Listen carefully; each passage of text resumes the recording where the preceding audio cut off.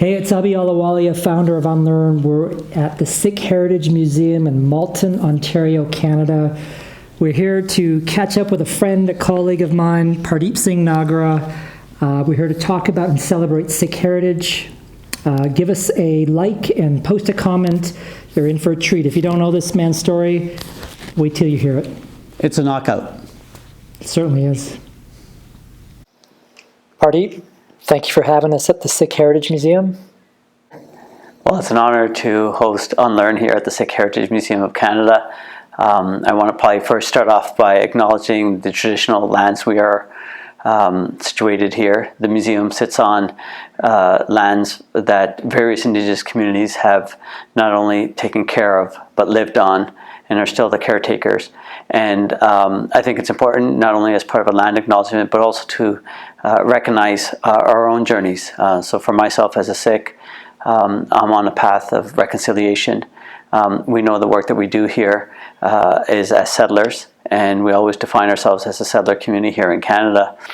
And I think when I look back, even in my own journey as an athlete, I think about a number of different awards and honors that I was proud to display in display cases, and one of them that you're looking at right over here is one from during my university days.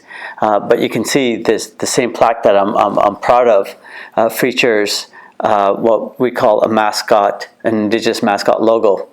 And it's a pejorative logo because the facial features, and in fact the coloring of red of the face of an Indigenous person, which historically the racist term being Red Indian being used to describe the Indigenous communities. And yet these were mascots of various sports teams.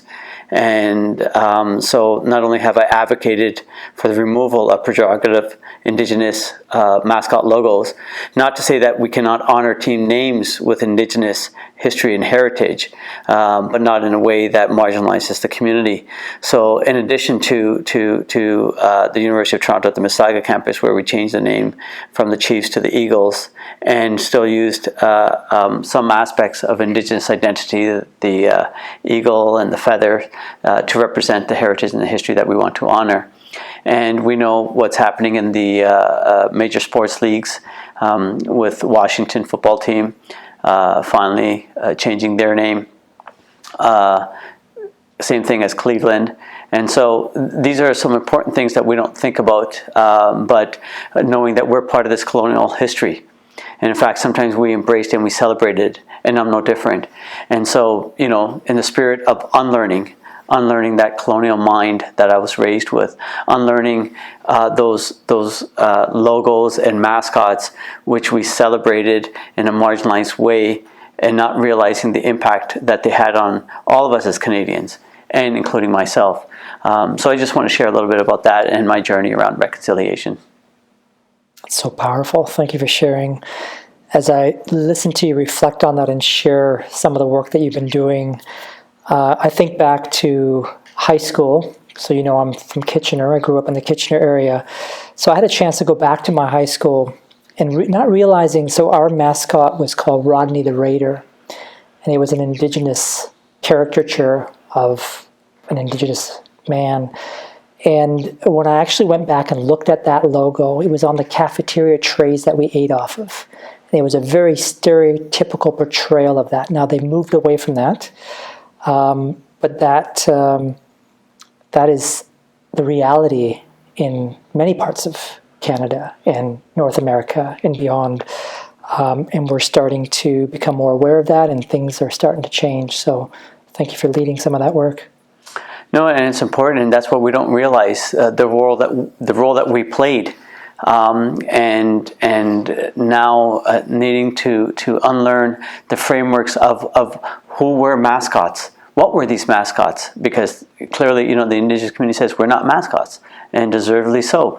And when we look back, just even, like I said, our own generation, our own time in high school or university, or looking for the sports teams that we cheer, or whose logos we like, or uniforms we wear, And we don't really understand that those subtleties start framing a whole community and how they're identified and how they're perceived and how they're seen. And so it's important to be able to recognize what I call the social markers and indicators around us. And it'll be no different than the education setting, right? We talk about environment as a third teacher, right? And so what are those social markers and indicators around in classrooms and in the books and in the curriculum? What do we see? Whose voices are present, whose are not? Whose images are present, whose are not? Whose stories are we reading about? Whose narratives are we reading about? What character affiliation are we getting? And so these are all parts that we really need to do better work as Canadians towards reconciliation. You're currently the Manager of Employment Equity at Toronto District School Board. You're the Executive Director of the Sikh Heritage Museum, and I just recently discovered a founding member. Can you share a little bit about your journey as to how you got here? Well, one of the things that I've always been passionate about is community. And through community, you learn about marginalization. Through community, you learn about racism. Through community, you learn about socioeconomic status. Through community, you learn about all the ills of the community, as well as the strengths of a community. And in fact, I was obviously actively involved in the community that I grew up in Malton, where the museum is situated. And equally, once I got into university, I was very active within student associations. And so those aspects continued with me. In fact, my first position, I worked with the Region Appeal in Public Health in Community Development. Later went on to teach that as part of a course at the college level. So having that sense of community was important. And being an advocate, being a voice, because sometimes individuals in the community are either too busy making ends meet. We know the migrant stories of sometimes being too busy to take care of some of the important things to help them become full active citizens in Canada. And so it was through those journeys that some of my equity work, some of my human rights work started up. I talk about the lack of curriculum and rediscovering histories and stories of people who look like me. And through some of those engagements, the fruition of the Sikh Heritage Museum of Canada arose. It's an important story not only for my own community to know and hear and have a sense of pride, have a sense of social capital, but it's important for all Canadians because, in fact, what you're seeing behind me, what you're seeing around us is Canadian history through a Sikh lens. At the Sikh Heritage Museum of Canada, we don't share Sikh heritage and culture, we share Canadian history through a Sikh lens. And too often, and I know in my journey from kindergarten right through university, it was a Eurocentric lens. And so even advocating for, trying to be a disruptor around the curriculum, these are all parts of the social fabric of what makes me. And it's not limited to just my employment. Being part and serving as a volunteer executive director of the Sikh Heritage Museum, it's part of my civic responsibility. And I've extended that to the national level. I'm a cabinet appointee on the board of directors of the Canadian Museum of Human Rights in Winnipeg. So I serve as a board member, board of trustees for Canadian Museum of Human Rights. And this is not just limited to us, because we live in a diaspora world now too. And so I've had a chance to travel and share stories, the good, the bad, and the ugly of Canada, because I think all the stories need to be told. If we're looking at what drives me on a personal level, individual, day to day, what kind of keeps me up at night, what disturbs me, what makes me uncomfortable, I would say that's my faith, my spirituality. As a Sikh individual, the foundations were laid by the gurus, the teachers. The terms Sikh means student, disciple, as a learner. And not only being aware of the stories and the origins of the Sikh faith, which pretty much manifested itself as a social justice movement. It challenged the social ills of the time. It challenged the caste systems. It promoted concepts of equality, of social justice, of advocacy, and even gender sovereignty. My name is Pardeep Singh Nagra. Singh should be the surname that all Sikh males carry. And Kaur is for all Sikh females. And so my children, Nanaki is Nanaki Kaur Nagra, and my son Saib is Saib Singh Nagra. And so it was not just about gender equality, it extended to a concept of gender sovereignty. that it was not going through a patriarchal lens that a female had to take on the patriarchal name. And so when you're looking at some of these aspects of the faith, and then how the gurus institutionalized these practices around the langar system. And so here challenging, again, the social milieu of the time, that congregation can get together. And who is the congregation? Anybody. The prime minister, president, street sweeper, king, peasant, it didn't make a difference. It didn't make a difference on your sexual orientation, your race, your ethnicity, your gender, or any other feature that an individual might present themselves as part of a demographic. That you all partake, you'll partake equally. When I'm talking about this concept of gender equity, we know there's still many faiths today where a lot of the practices, even spiritual practices, are reserved for one gender over the other gender. There's some faiths where women are not allowed to lead congregation or hold certain positions of authority in the faith. And so these were important aspects. And that aspect to serve and protect as part of our identity, and being publicly accountable, part of a public identity, are all important aspects that help me live what I call an active civic life here in Canada, and not to be a bystander. And so those are some of the values that kind of drive what I do and why I do it. Who are your biggest inspirations growing up? Wow, it's a loaded word because inspiration comes from everywhere. It can be through a behavior you've seen somebody else do. It can be through the students and their voices, and sometimes their authentic self, because they're not biased enough yet, and so they will speak to a world in an unbiased way, just as they feel or see or experience it. And so they will continue, and they have continued to inspire me because they're the future, right? And so if we can't be inspired of who the future is going to be, then we shouldn't be inspired at all. And then there's just a milieu of individuals and people and leaders and icons, and however you want to define individuals. I talk about, even in my own faith tradition, the gurus themselves. And there are many others along the way. And then there's individuals within my lifetime, some just before my lifetime. You look at Martin Luther King, you look at Muhammad Ali, you look at Nelson Mandela. We're looking at times for us, Jaswant Singh Kalra, a human rights advocate. And I can go across communities, I can go across genders, I can go across so many different aspects to find inspiration. In fact, if you're looking for it, it's there, it's all around us.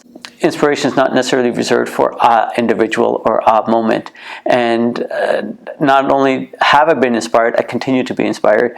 And in fact, again, it's an aspect that I hope through my work that I can be inspiring to others to grow and learn. I want to reflect on the last time you visited our house. You showed up with some sports paraphernalia for my kids. They were thinking and reflecting on, who's this person, this larger-than-life person? You walked in there, so just being who you are, and you brought these wonderful gifts for them, these sports, a soccer ball and a basketball, and they absolutely love those gifts, and they play with them all the time.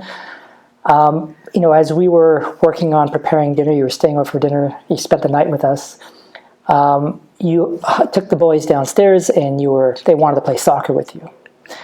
And I came down, and you were just wrapping up, and I saw some of your soccer moves.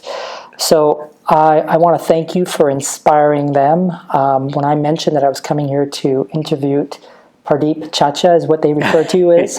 I do believe you're older than I am, so I'm not sure how you're their Chacha and not their Tayaji. So in our faith, in our culture, we have a descriptor for uncle that denotes whether you're the younger brother or the older brother. So or from which parent's side, right? Because you can be a mama as well, right? That's true, right? So we can be very specific about that. So somehow you became Chacha, which is the younger brother. Yeah. But I think technically you should be the older brother. Well, that's a good ode to me, right? So your kids think I'm younger, right? Maybe younger in spirit. Yes. Let's leave it at that. Perhaps even some of your skills. So, Pardeep, there's a Hollywood movie made about your story.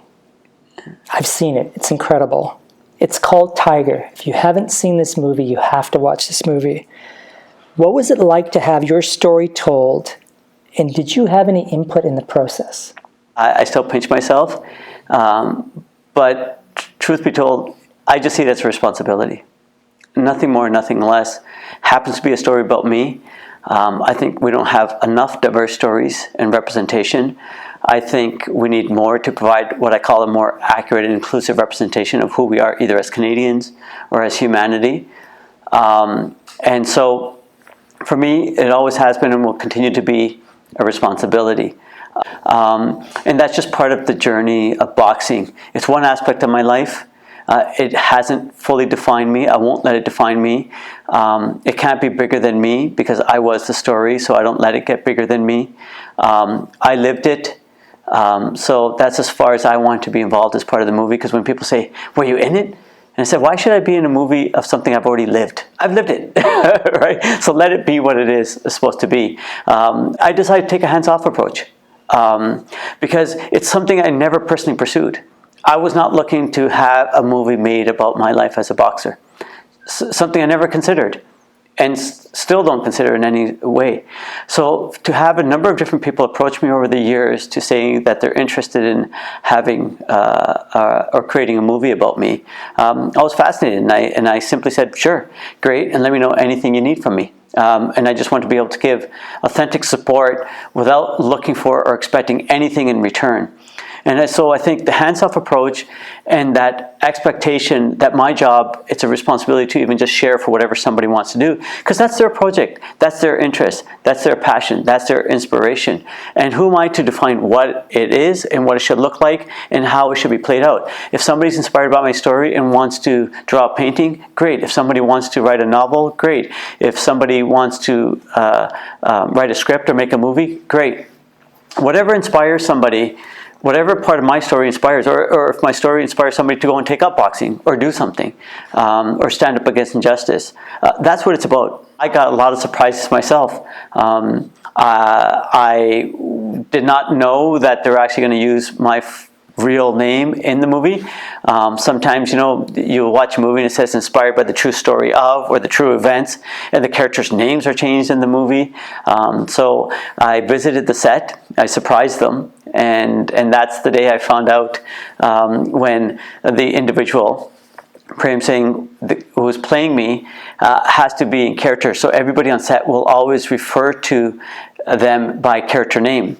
So when they said, Pardeep, come here, and I was about to take 2 steps forward, I realized it was not me, it was the character. And so that's how I learned about even my name being fully used in the movie. I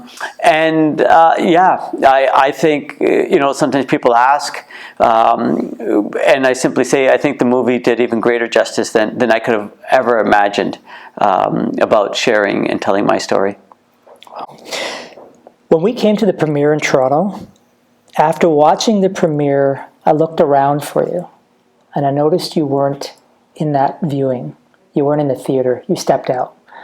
I don't know if you remember this. I caught up with you later. Everyone wanted to have a word with you afterwards because you were the star of that evening. And you and I had a quick conversation. I was like, why didn't you watch it? And we didn't really get into the details of that. And so I'm really curious if you could share with us why you waited to watch the film. And when you did finally watch it, who did you watch it with? Yeah, so the waiting was that, again, during the whole process, I seen it as a responsibility. So even after the film is done, to share it, to engage it, to use it as a tool, to engage students, to engage community. And equally, when you came out to watch it, that was a pre-screening, right? And so the role for me was to be able to mobilize individuals, friends, family. In fact, there were some people who I just met a week before, randomly, and brought them out because I wanted to have all different diverse perspectives coming out of there, because that's what that purpose of that screening was, to get people's experiences and just to make sure that there wasn't something kind of off in the movie per se. And so for me, those were the more important things to be taken care of. They wanted to watch it during its release in the theater with, not to say that you guys weren't people, but you guys were there for a specific role. But watch it with the audience, be one of the audience, and enjoy it just as much. And I ended up watching it with my my son, and I believe my parents were there as well, and some family members. Who attended again, because there were some family members also at the pre-screening as well. But it was just as a regular attendee, as the audience, because sometimes if I'm not prepared to do the same thing I ask someone else to do, to go in and pay for the ticket like everybody else would and watch it, then I'm asking somebody to do something that I'm not prepared to do myself for my own movie. And so again, I didn't want to separate myself in any which way, and so that's just another part of the journey of the movie. Curious to know if the people in that theater, when you were there watching it for the first time, did they know that you were there? Did they know? Did they make the connection that this movie is about you? Not necessarily in the beginning. Some did eventually. I can't give all the details about the movie when people kind of then fully realized. And again, I didn't want to make it about me, right? This is a movie now that's in life bigger than me. And I wanted to serve its own purpose.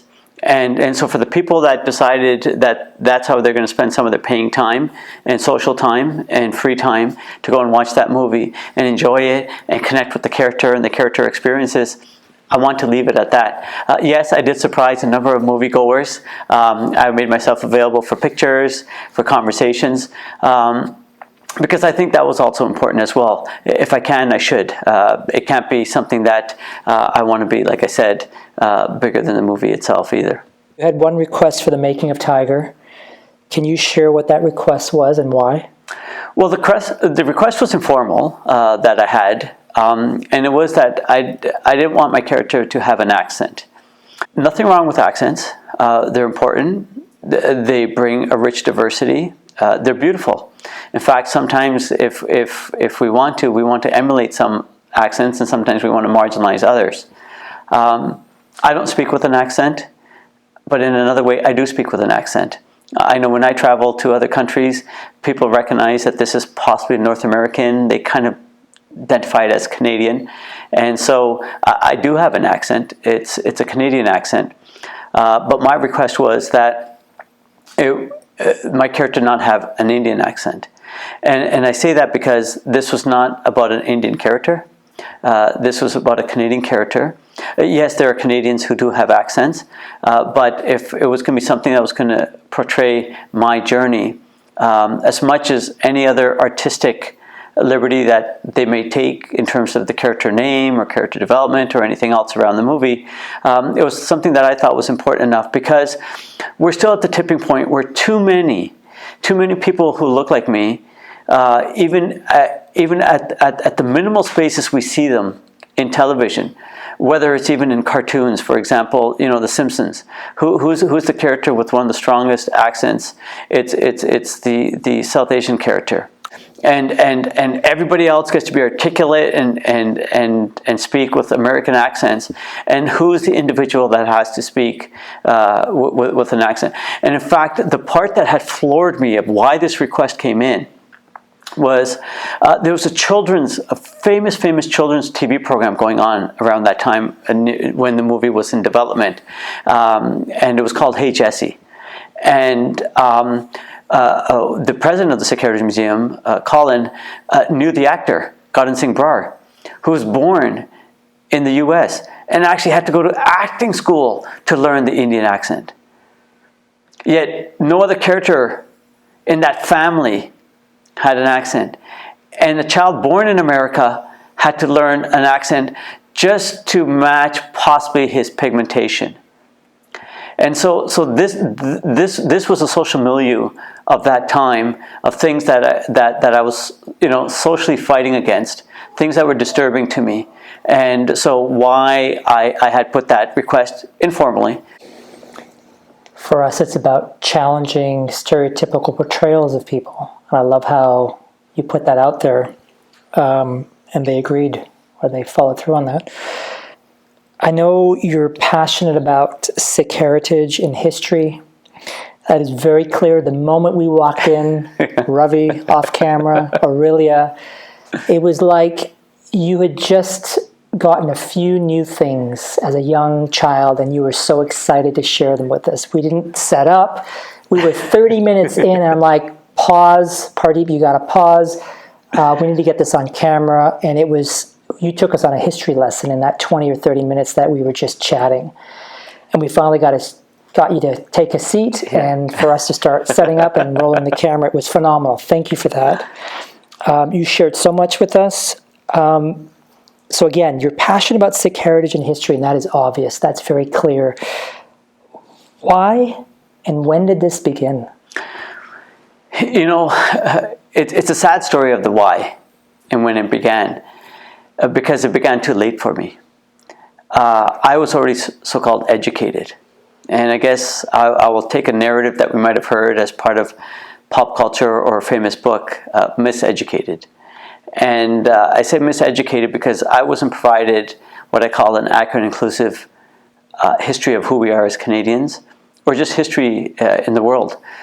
Whether you're talking about world events like World War I and who served, whether you're looking at pioneer stories, whether you're just looking at any part of curriculum, a short story, a poem, a novel. Never once in my whole educational experience, including my university experience, did I ever come across a character or information or history that remotely reinforced or validated my identity as a Canadian. And you know, it's interesting, I read something called the Scholastic Creed, and we know that they're a big book publisher in most school boards and institutions. And they have this creed that every child has a right to a textual lineage, a reading and writing autobiography, which in part informs who and what they are through what they read and see. And I was wondering, them? Because this is the same scholastic that I grew up from kindergarten right through to high school, and I didn't see anything, and I still don't see enough from them. And then you have to ask yourself. It was once I graduated and was a young professional that was invited out to a community event commemorating over 100 years of Sikh history in Canada. And there are some images, almost like the one that's over my shoulder here, of pioneers, early settlers in the early 1900s, working in the lumber mills and the sawmills and railways. And I was floored. I was shocked. I was angry. I was excited. I was upset. Every single emotion came through me. Sorry, how old were you? I was in my 20s. Okay. This is after my university education. I'm a young professional. And why? Because on the one hand, I'm internalizing it. Why did I know about this own history of mine? And then I'm holding everybody responsible. Why wasn't I taught this? I can only be relatively exposed to that, what I might know, to even further go, which you see behind me once it even came to my attention. And so when I saw these black and white images that were just on the cusp of a classic book called Becoming Canadians, Sikh Pioneers in Their Own Words,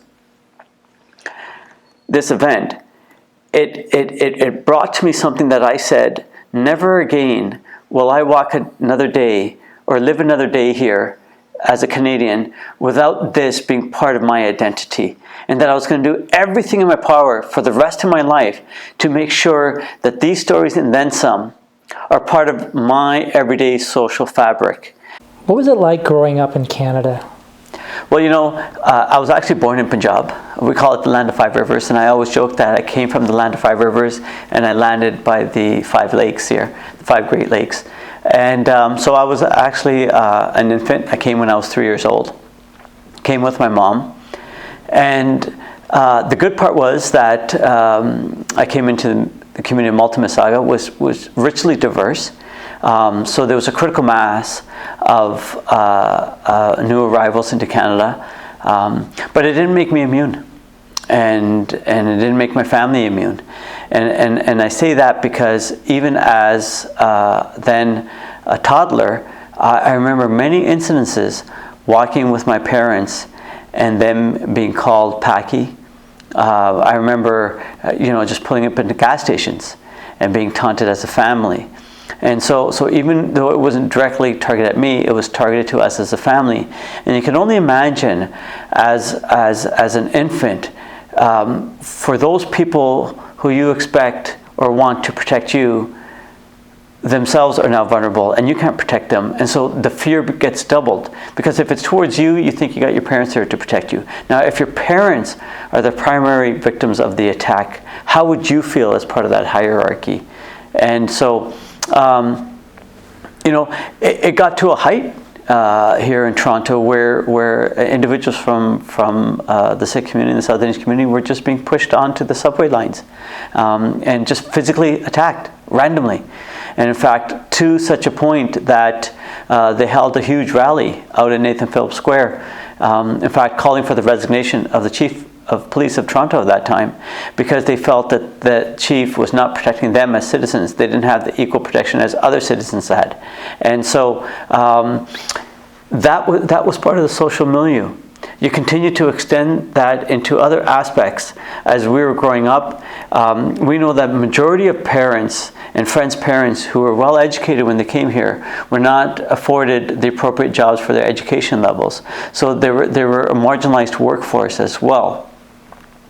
You look at athletes, you look at the sports we played, where we selected for the All-Star teams, the rep teams.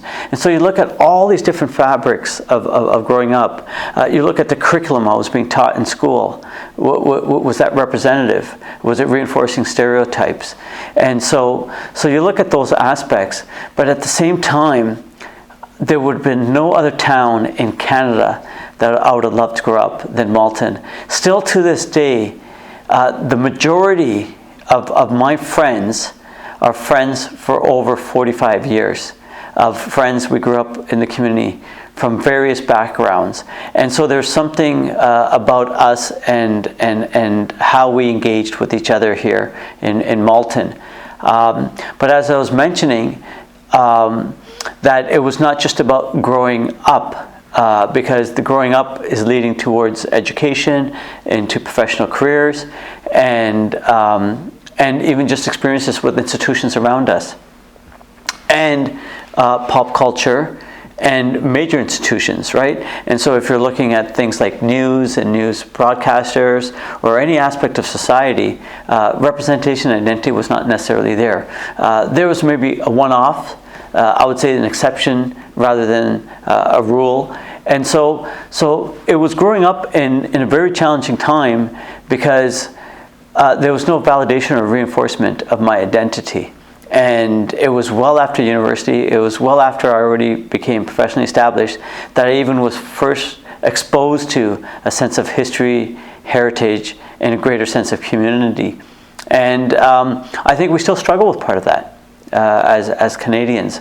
And so my experience is still in part an experience for many Canadians. I recently learned that you didn't always have unshorn hair. You were around 13 when you decided to grow out your hair and wear the star or turban. Why? What inspired you to grow out your hair and to wear a turban? You know, it's interesting when I look at my journey and my outwardly expression or identity as a Sikh. And as you mentioned, it was around the age of 13 that I decided to keep my hair unshorn.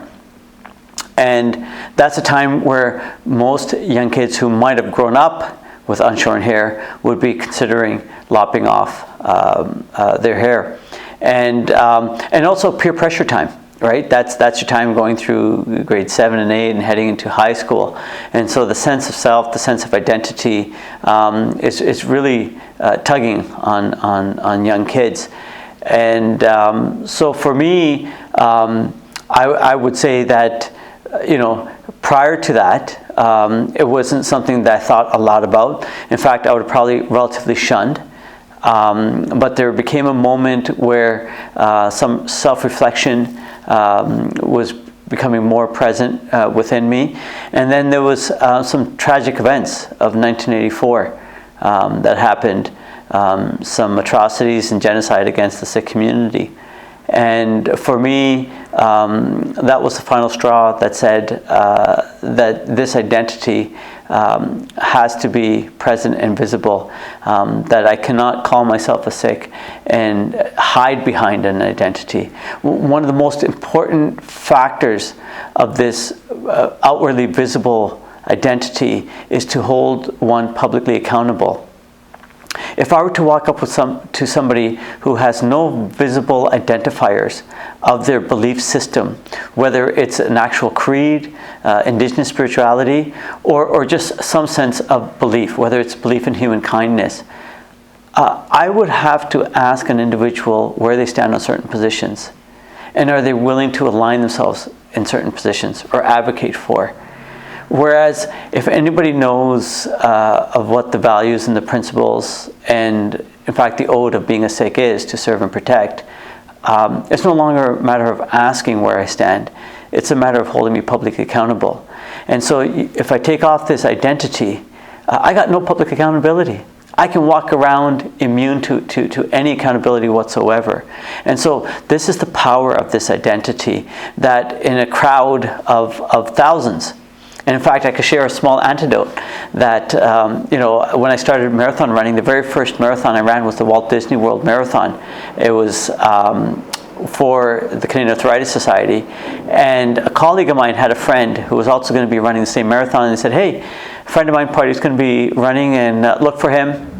He's a Sikh gentleman that wears a turban. And there was over 40,000 participants in the Walt Disney World Marathon. And somebody kind of tapped me on my shoulder and said, hey, you Pardeep? I said, yeah. I go, how did you know it was me? And they said, you're the only one in the 40,000 wearing a turban, so I identified you as a Sikh. And Raymond told me about you. And so it's powerful, right? And so there's strength behind it, but it also leaves us open and susceptible, right, to stick out and possibly be defined as the other. Because too many people, if I were to ask you, in your mind, if you close your eyes, to imagine a Canadian, what would that person look like? What would be their pigmentation? What would be their social markers or indicators to define to you that they're Canadian? Would you think about somebody who looks like me as Canadian? My son is born here. He wears a turban. Would you see him as an Indian kid or a Canadian kid? Because there was, for lack of a better word, nothing Indian in him. His parents have heritage and lineage to India. There may be a language and ancestral. But for Sayab being born here and wearing a turban, that's what it means to be Canadian. The turban is Canadian. Those are some powerful questions that you're asking people to reflect on. That's so true. What does it mean to be Canadian? What does that look like? Are we all not Canadian? Pardeep, you're a proud Sikh. Living in a world where there's so much judgment and racism, did you ever downplay or hide parts of your identity to try to fit in?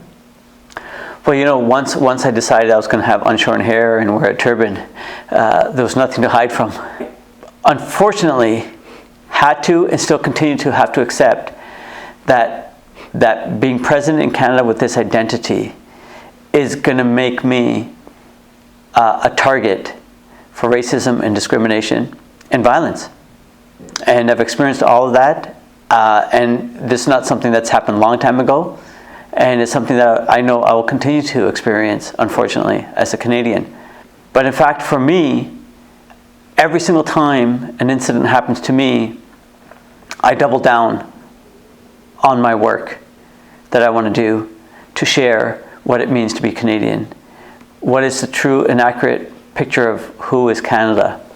Our First Nations people and various communities, our Indigenous communities, the Métis, the Inuit, the status, the non-status, and our role as settlers, and where do we fit in? And those are important narratives that must be told. And so anytime an incident happens to me, it literally makes me double down to know that there's still much more work to be done. I can never be complacent or complicit in any action that going forward. And so I see that as a responsibility. And so my identity is a responsibility. Pardeep, you touched upon growing up in Malton and the discrimination that was taking place. and how there was a public outcry and there was a rally. You said, was it Nathan Phillips Square? Yeah. We're here at the Sikh Heritage Museum, and there's a timeline here. Give us a sense as to when that took place. When did that public outcry from our community take place in Nathan Phillips Square, roughly? And are things getting better? Yeah, so the incident that I shared in terms of the public outcry, that's been going on since our first arrival here on the soils of Canada. In fact, we were disenfranchised in 1907, and it took the community 40 years of advocacy till 1947 to have the right to vote. And so women were not allowed on Canadian, Sikh women, South Asian women were not allowed on Canadian soil. So it was predominantly a male settler community, pioneer community. And so it wasn't until 1920, after our service in the war, both on behalf of Canada and the British Commonwealth, that we were challenged the rules and regulations not only allow women, but children. And so there were lots of men around and no real families around till about 1920. And so there's always been a lot of hardship around the community. And you pose the question, are things better? Because sometimes we can say, hey, Pardeep, we've had ministers, we have a major party of Canada, the leader is a Sikh gentleman, and are things better? I would almost say that's by default. That almost has to happen with the size of the population, the amount of engagement, the professionalism in the community, the civic engagement. That's by default. The real question is, take away that default mode and then ask, have things really changed? And I would probably say no. And then you ask, are things better? And I would say no, because we have a new medium in front of us. We have not only a megaphone. This is even wider than a megaphone, because a megaphone usually is at sports games, right, or at a rally, right? Today we have a tool that can connect us or engage us around the world instantly. You can post something instantly and it can travel right around the world. Depending on your contacts, your followers, or the medium that you use to spread or share a message or a point of view, we're talking instantly millions. There was never that capacity before. And every single piece of research has shown that through this medium of social media, racism, bigotry, hatred travels the deepest and the fastest. And so there has never been a greater platform during humankind, in humanity, than what we have today in social media. And it's disturbing, not only around these mechanisms, but the impact around well-being, the impact around body image. And I can just go on and on and on. But if we predominantly look at the isms of the sexisms, the homophobia, there has been no greater platform for that to spread, and it spreads like wildfire.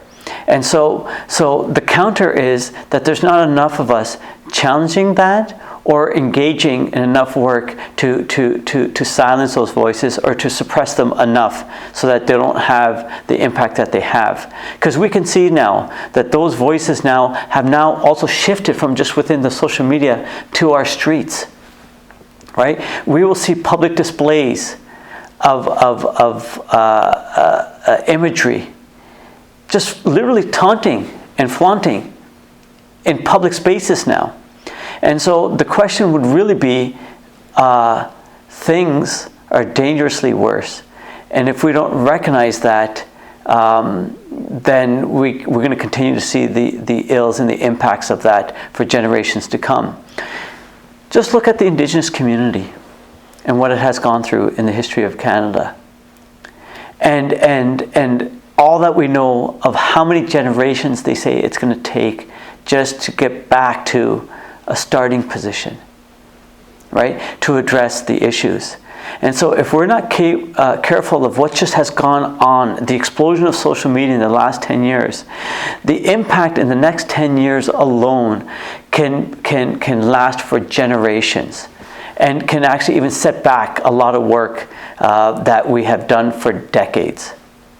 Pardeep, I want to thank you for taking time out of your day. It's a Wednesday evening for you to sit down with the Unlearn crew to share your story, to invite us into this incredible Sikh Heritage Museum. There's so much that we need to learn and unlearn about ourselves and each other, about the Sikh community. If you haven't had a chance to visit the Sikh Heritage Museum, you need to get here. If you're fortunate to meet Pardeep while you're here, it'll be an incredible gift. Thank you so much for your time. No, thank you. I've been a fan of Unlearn before I even met you. And I think exactly what Unlearn stands for, it's a two-part process. Because, when we say a mind is like a parachute, it only works when it's open. And so, in the one sense, if you need to unlearn, in some aspects we talk about decolonizing our minds, then you also have to fill it with something else as well. So you have to learn as well. And so it's a combination of both aspects, to unlearn and learn. And we hope that an experience through the Sikh Heritage Museum of Canada helps us part of that both unlearning and learning journey. Thank you.